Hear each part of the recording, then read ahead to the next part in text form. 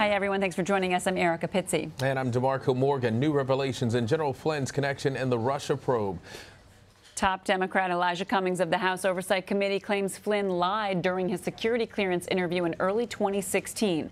For more on this, we're joined on the phone now by Justice reporter Paula Reid.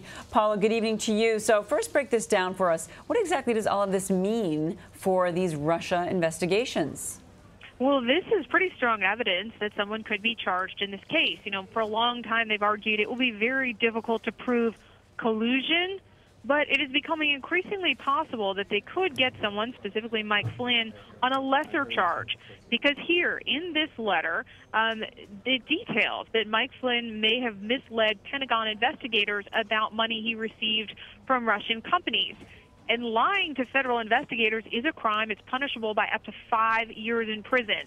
So this is an incredibly significant development in the case against Mike Flynn. So, Paula, could Flynn be facing any additional charges after these revelations?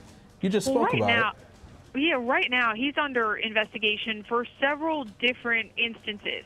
First of all, there were concerns that he may have made some promises to the Russians on behalf of the United States about sanctions.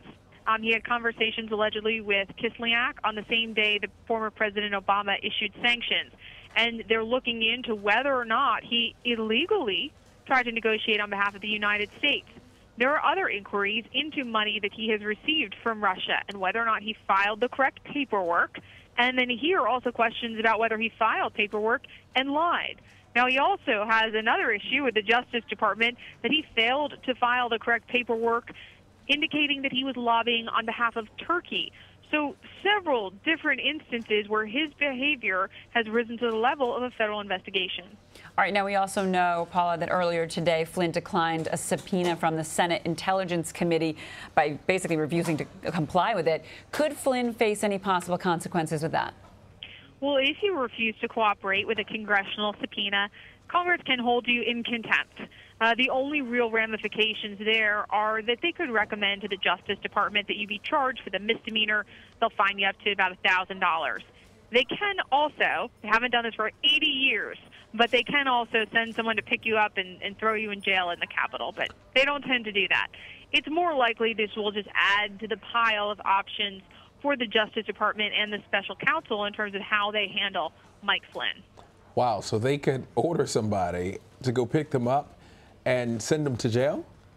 Capitol jail. Capitol jail. So they haven't done this for 80 years, but I was reading the law earlier today, and it's still on the books. If you're held in contempt of Congress, they can technically send someone to pick you up and put you in the pokey up there on the Capitol, but it hasn't been done for almost a century.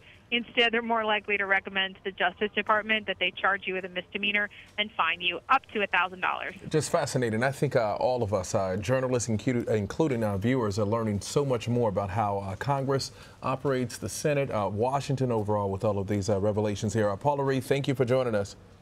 Thank you.